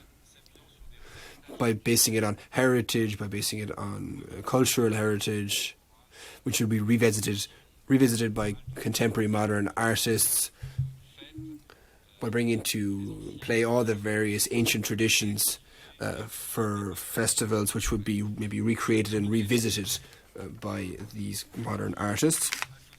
And I'll finish up with the cities associated with the candidature. We do have a city in France. We have several Italian cities. We have a Czech, Irish, Spanish, and a few Balkan cities. Just to give you an idea of the implementation of a network of working at a European level. So thank you very much for your attention, and I am very happy to take any questions that you might like to ask. Thank you. Merci bien, Monsieur Lungheretti. Thank you, Mr. Lungheretti, for that presentation. On the candidature of Bastia for European Capital of Culture. I'm hoping to get to Bastia. I think it'd be very interesting. I really hope it is Bastia that wins out, but we'll wait and see. Fryslân. Now we go back to Fryslân to hear from Mrs. Hester Siemens. She's going to be telling us about the Frisian Church Foundation, working together with municipalities and other stakeholders. So I give the floor to you, Mrs. Siemens. Thank you. I'd like to tell you something about this foundation that we have in Friesland, Alde Fryske Tsjerken. I work in Friesland, which we heard about a few minutes ago, and with our foundation, we're trying to preserve one of the things that make Friesland so beautiful, our churches, and to keep them for future generations. So let me introduce our foundation. It was founded in 1970 when there were many church congregations and that were no longer using their churches because people weren't attending church as much. So we were concerned about this religious heritage of Friesland not being preserved. So there was this idea of setting up this foundation to maintain these beautiful buildings for the future. In Friesland, there are many churches, 770. 350 of these have been designated national monuments, and of these, we as the foundation own 55 of them. And then we have 7 cemeteries and 2 bell chairs. We are designated as a professional organization for monument management. Our organization is a small one, and we have 12 board members. But what's interesting, given today's discussion, is that our approach is a bit similar to that of the DOM. We work with a lot of volunteers who keep our churches alive. About 300 volunteers are involved, and they help to protect our churches. Our core activities, on the one hand, to manage and preserve Frisian churches. This means looking after them to keep them in good condition for the future. And then we want to stimulate public interest in these churches. Many people in Friesland, in the older generations, have ties to the churches. They used to worship there. But many younger people have never been inside a church. Therefore, we try to provide information to people about our activities. And what's our relationship with the province of Friesland? Well, we receive some support from the province so that we can continue to pay our professional staff. And what's really nice for us is that the province is very actively involved in helping us meet our challenges, brings us in contact with other organizations that are involved in cultural heritage. When we develop our policies, the province encourages us to look far and wide to see how we can increase public interest. There is an interest in cultural heritage, not only in the area of tourism, but also when it comes to telling the stories that are associated with our Frisian churches. So This is our model for our activities. When we take over a church, it's a bit unusual. We only pay €1 for a church, but of course the capital that's involved is much greater, and we generate 55 million euros in public capital. And we think that by keeping the churches open and involving people, that we can cultivate all sorts of capital, natural, human, social, and economic, as well as economic capital. Now, looking at social capital, we think that this is the most important type for our foundation. We want to preserve the social fabric in our villages, and this takes place with the help of volunteers who work to keep the churches open. These people come because they think it would be a good thing to keep these churches open and organize activities. And we have local committees that meet once or twice a year to think about which activities are most suitable for which churches.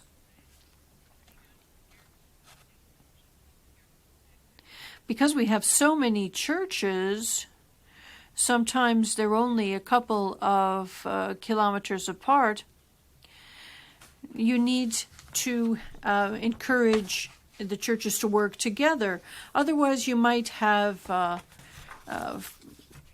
several classical concerts in churches within a very small area, and there's really not enough audience to keep all this active.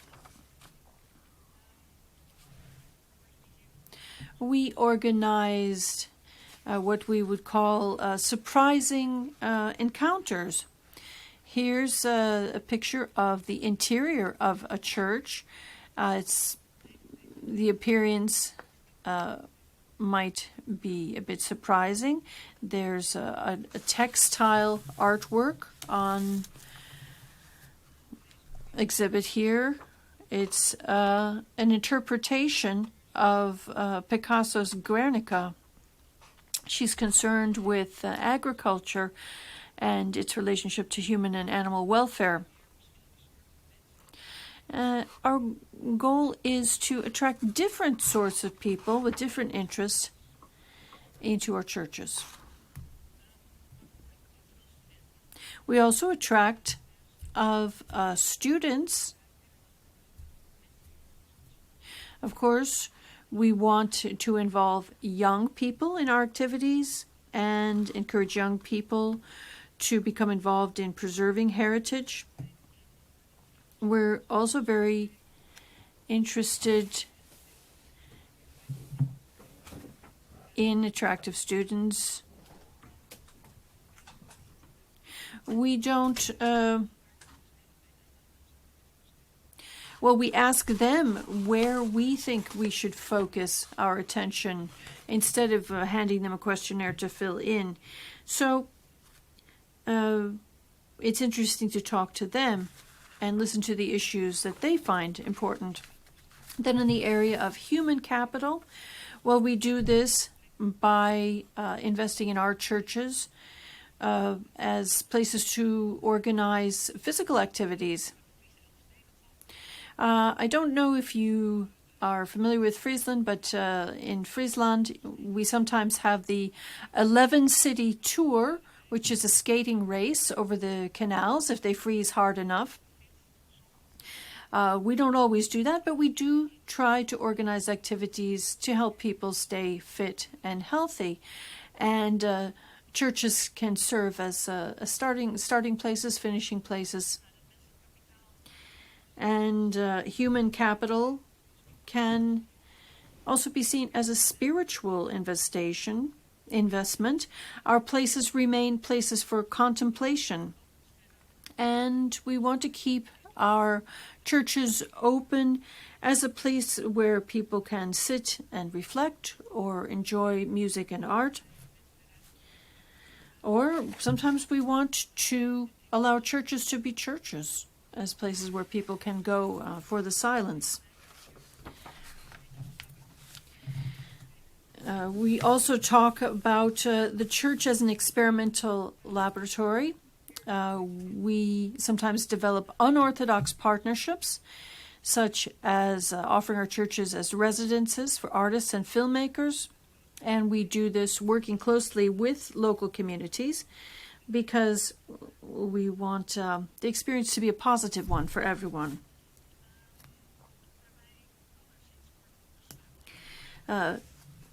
Recently, it's become possible for people to sleep in our churches or some of our churches. This is not luxury accommodation, but pilgrims or members of our foundation can sleep in a very basic bed in our churches. Sometimes people start on the Camino de Santiago and they spend the night in one of our churches as they begin. And then there's investment in natural capital. We want to preserve not only the churches, but also the greenery around the churches, the cemeteries, and we want to keep it beautiful for the future.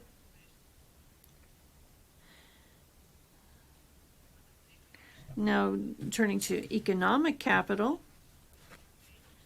we invest in the local community by hiring local contractors from Fryslân for all the maintenance and restoration. This means that the people who live in the villages, who have companies that are involved in painting, construction, organ repair, that they can become involved in work on our churches.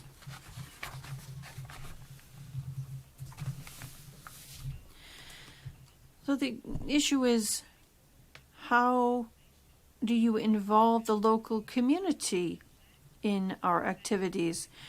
Well, let me give you a couple of examples. At the St. Joris Church in Dedgum, we carried out a renovation. This is because the village needed a meeting place. There wasn't really anywhere like this.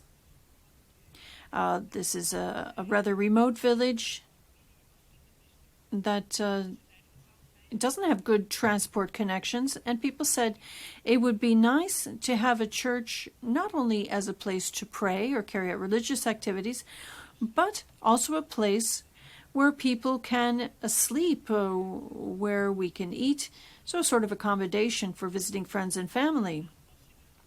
So some changes were made to the church, and we set up an area with bedrooms and a kitchen and bathroom. And now the village now has a really nice place that anyone can use.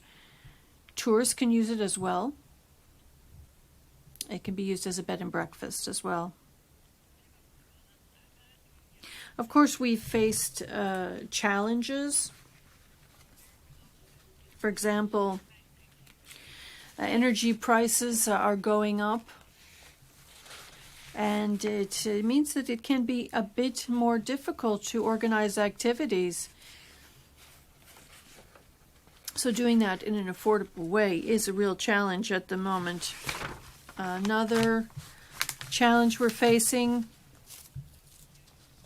is how to continue to attract people to the church, but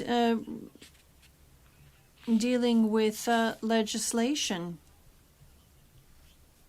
When you make changes, when you make renovations, you have to think about what you can do within the legislation while maintaining the special status of the building.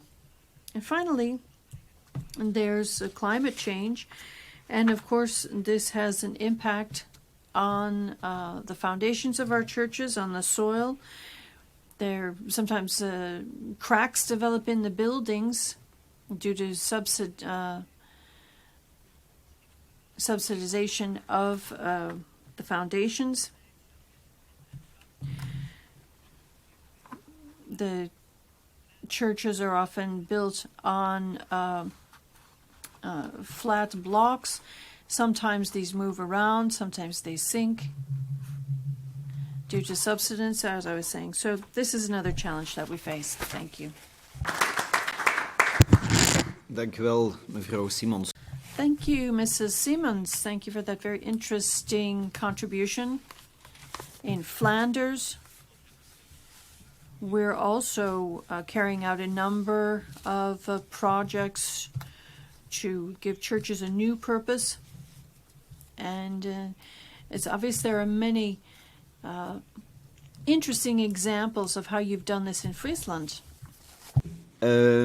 We continue now with Mr. Strugada, our colleague. He will present us a project from his municipality, an example of how an abandoned...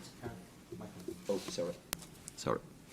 So we continue now with our colleague, Mr. Strugada. He will present us a project from his municipality, an example of how an abandoned sacred building can be renovated and used. The synagogue building from the second half of the 19th century, which houses the municipal cultural center in Jareszewo. And it's just been put into use after a general renovation. Mr. Strugada will give you the floor. Dziękuję bardzo, panie przewodniczący. Witam państwa. Thank you, Chair. I would like to present a few examples of the action that we've taken on cultural heritage, and I'm going to concentrate on buildings and monuments. My predecessors talked about the approach of various organizations or the actions of various ministers. I'm going, however, to talk about what happens in the municipalities and in a very small Polish town. Culture, tradition, education of children. These are all very important issues for us. And in small villages and towns, it's different organizations, be they religious or not, who tend to look after these. So, on one side, we have initiatives which seem quite similar to the initiatives mentioned already today. But we also organize other types of actions as well. I can give you a few examples. I'm sure my colleagues in the room could probably give us other examples. So, the commune of Tsjerken is a very small commune, which is in the Greater Poland Voivodeship. The surface area is 133 kilometers squared. It's mainly agricultural. We do have a few bodies involved in other activities. We received the status of town back in the Middle Ages. And in one of our museums we have a document from this period which certifies this status as being a town.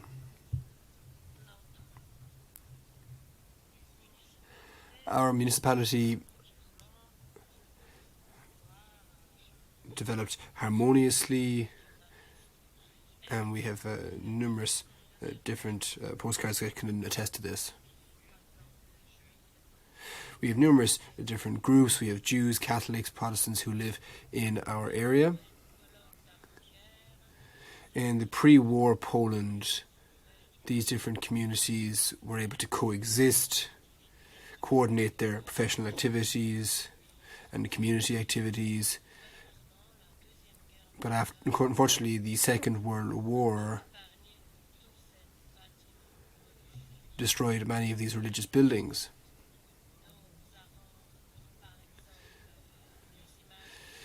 We have images of churches in our municipality, Catholic and Protestant churches, destroyed during the war, and the synagogue from the 19th century was the building that was most affected by the war.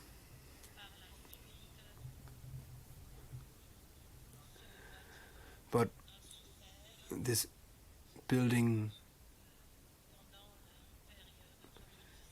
also suffered under the communist regime as well. We have numerous graveyards and cemeteries. I have photos here of a Catholic cemetery. If you go a little further,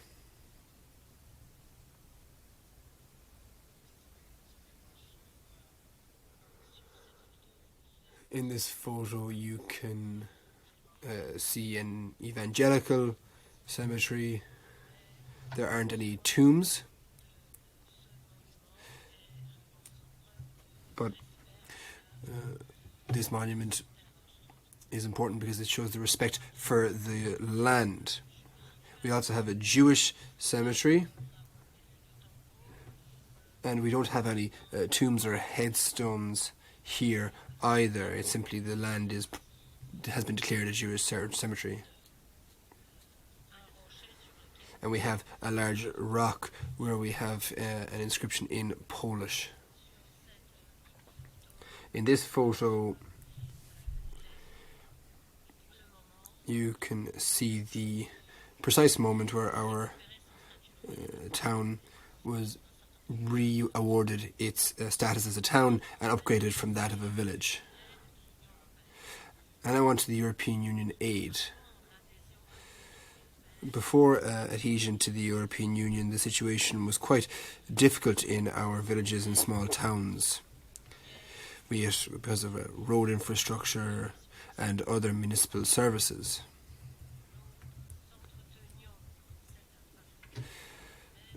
We have maintained this infrastructure, but unfortunately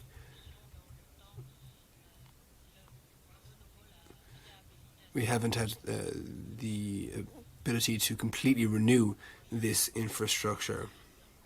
Our own means are simply insufficient.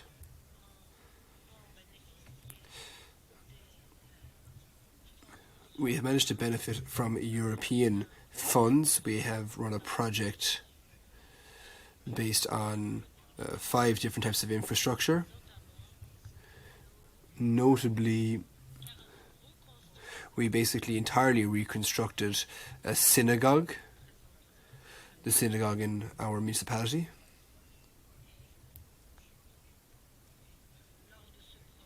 And during this project we benefited from the European Regional Development Fund 2014 to 2020. We received approximately 3.1 million euro, and we also had our own contribution of around 1.3 million euro. This photo on the right shows the synagogue, and to the left you can see the photo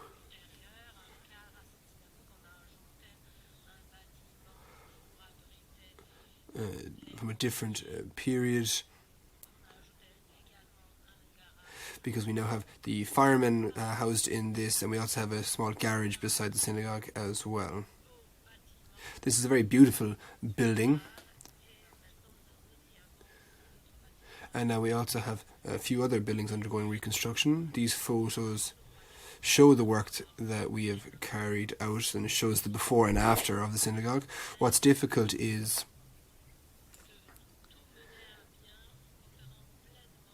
to have everything go smoothly while cooperating with the various experts and trying to juggle conservation of historical monuments and trying to preserve all the details that are important.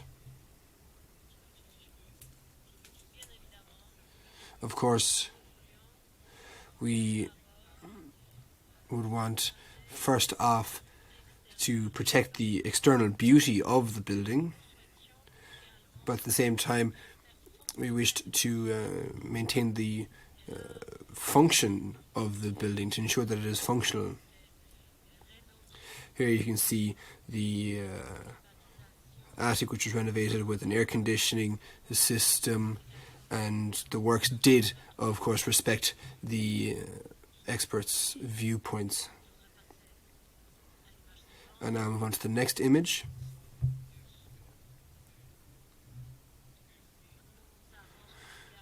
Here we have found other historic elements of the synagogue. What surprised us was that in the main hall of the synagogue we found a text written in German, and we see here the translation of this text, which was which had been written in ancient German. And we also wanted to adapt the building to the needs of the modern times, for example, to allow access for people with disabilities. So we have adapted the building to all modern needs.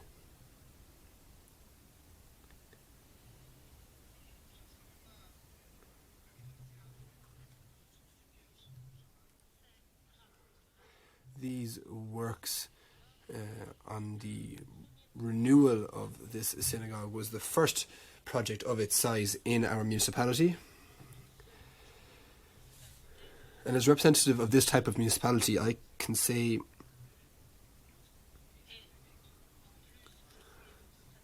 and also as representative of cooperation general across Polish authorities, I can say that the main issue, the main challenge that we face up to is a lack of financial means, of financial resources. We are limited. Local governments, the central government don't really help us a lot, so we do count on aid from the European Union. The second problem then is the issue of legal ownership of these buildings. We do work with the various different actors, but often dialogue can be very difficult. So very quickly I'd like to maybe present a few other different monuments from my municipality. I'm thinking specifically of churches, and first off I want to thank the previous speaker for her presentation on churches. It was very interesting. Our churches really have their traditional character preserved, as well as the religious objective as well. We have churches dating from various different historical periods. We have temples. We have a post-evangelical temple. Here we can see the Saint Mary Magdalene Church. In the photo at the very top, you see a very beautiful church. But we also have churches that were built entirely from wood. Here we have a church from 1787, which is a wooden church, still functioning to this day, still being used, and they still celebrate Mass in this church. Here we have the Church of the Holy Trinity. We're also trying to renovate a church dating from 1833, seen here. This is in the Prussian style. This is the architectural style of this church. And to finish up, I wanted to show you as well our railway station, which from an architectural point of view is a very, very beautiful building. But there aren't any railway lines leading into this building anymore, but we do want to conserve this building, which is very impressive. We also have a few palaces, but these palaces do not belong to the municipality. As I said in my introduction, these types of monuments can be found in the majority of villages and small towns in Poland. And we are doing everything we can to preserve these monuments, to maintain them, and to renew them and revive them, and to give them to young people. Thank you. Dank u wel. Ik wil de drie sprekers heel uitdrukkelijk bedanken. Thank you. I'd like to thank the speakers, and it's very interesting to see the best practices in different regions, because this is a problem in various parts of Europe, of course, what to do with all the buildings, castles, but train stations and churches as well, which are no longer in use. Old buildings which instead of being torn down can be used for a new purpose, which will be of interest to the local community. I'm looking around to see whether there are any questions to any of the three speakers. I see Kieran, go ahead. This is a general question. I think all three speakers and all three papers I really enjoyed. Thank you very much. Just on young people and getting young people involved, it was something that Ms. Simmons kind of mentioned with the churches, but it applies to capital of cultures and it applies to historic towns as well. Have you any thoughts on how to get young people involved, or are there best practices out there and to get young people involved? Thank you. Thank you, Kieran. Are there any other questions? Yes, Mr. Lech.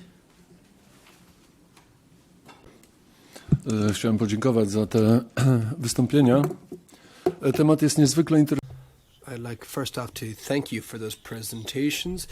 This subject is particularly important for us as representatives of local authorities in Poland, but also for representatives of other countries who have only had their independence for a small amount of time.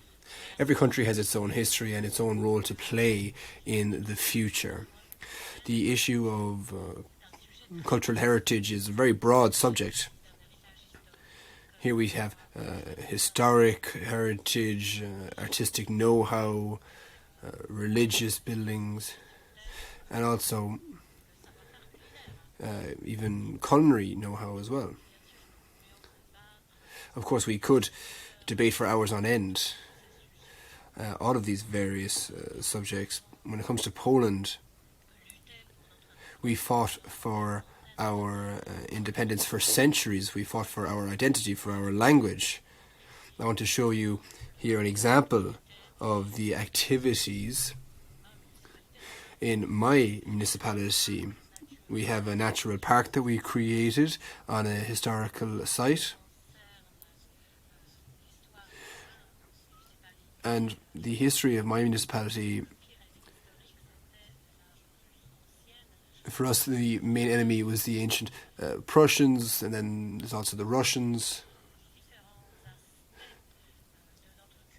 The various different aspects of our culture and traditions in Poland were destroyed, and a lot of our history was falsified by the Russians, by the communists. And we now are trying to re-establish our link to our own history today. Now, today, we have to face up to numerous different dilemmas.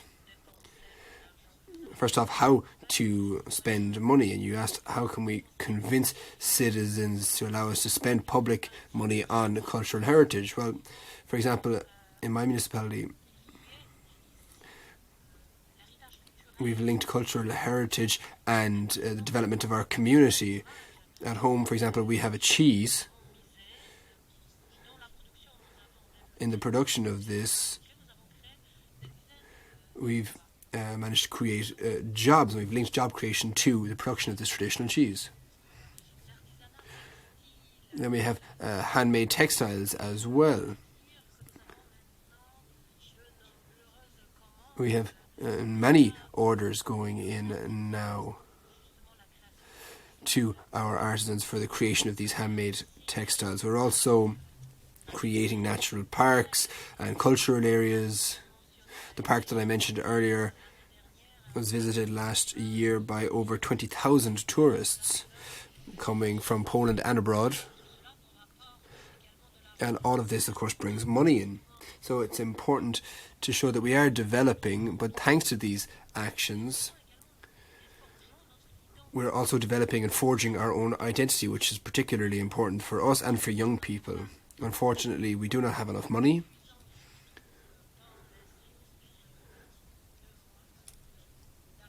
We're really relying on European finances. We're cooperating with our neighbours, for example, with Belarus.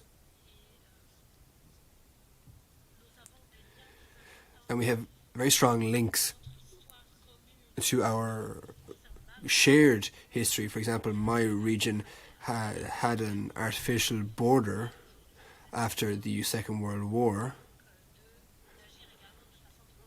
So we're now trying to work across a border as well. This shared cultural heritage is particularly important, and it deserves to be recognised for its value. Thank you. Would any of our speakers want to respond?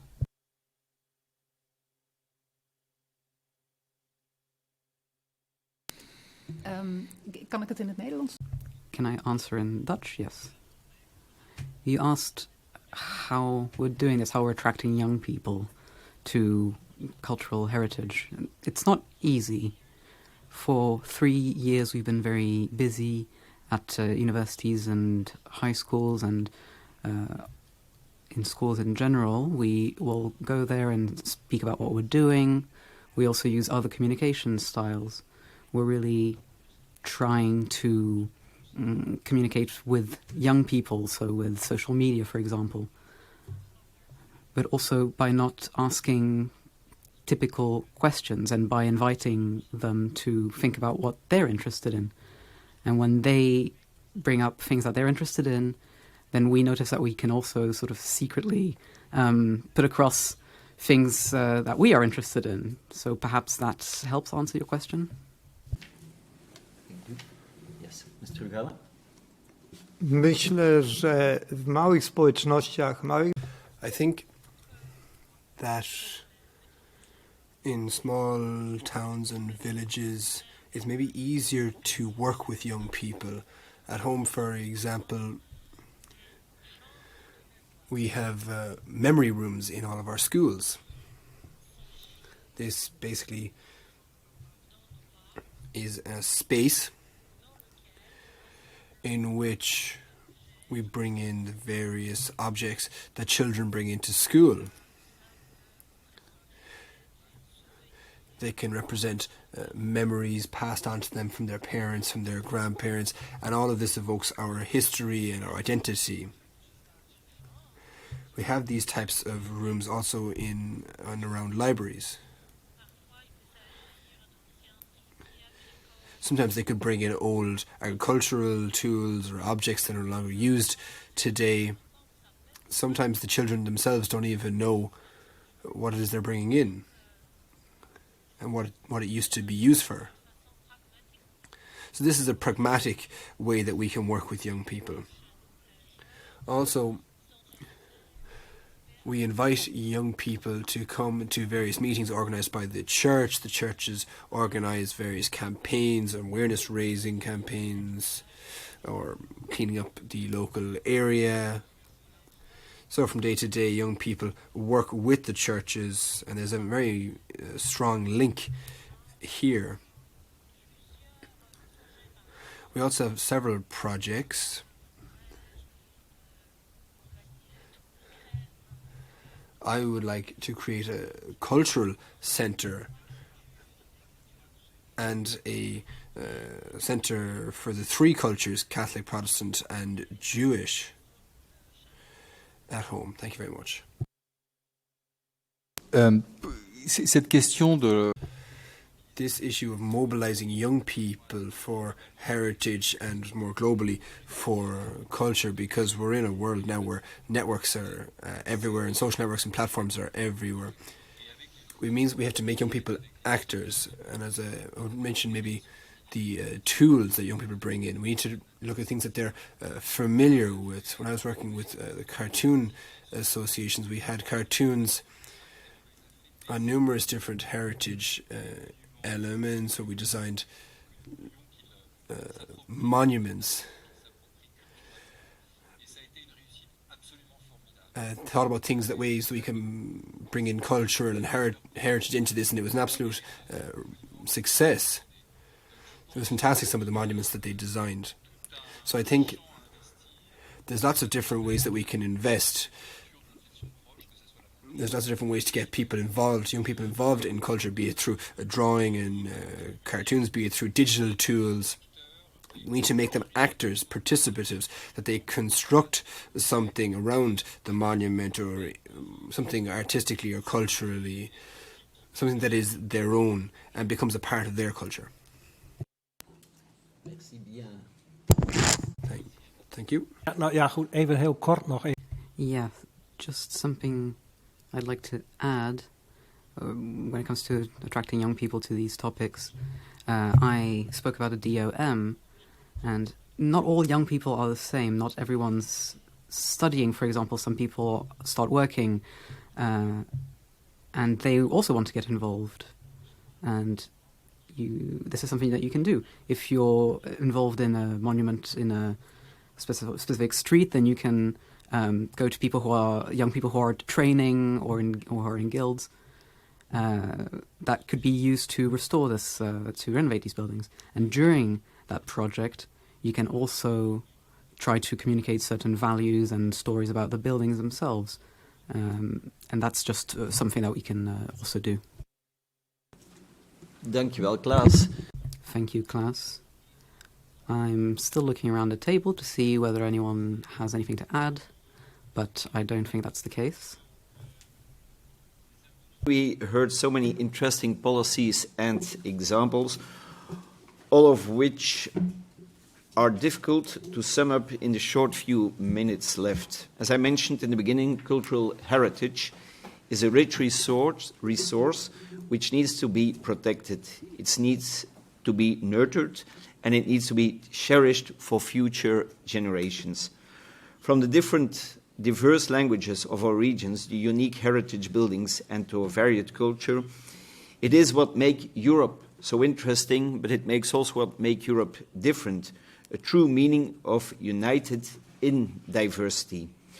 Today was the beginning of a discussion, and we will have the presentations on our website in the coming days, and we will use this also as information in the Committee of the Regions Commissions. So it leaves me to thank all our speakers for the excellent presentations. I also want to thank the interpreters who help us understand our different and beautiful languages. Ik wil ze heel graag bedanken. And finally, I would like to thank everyone who participated at this seminar. We will see each other on the end of November for a group meeting. I think it will be on the 3rd of November, and then the day after it starts with the plenary. Thank you very much, and see you soon. Thank you.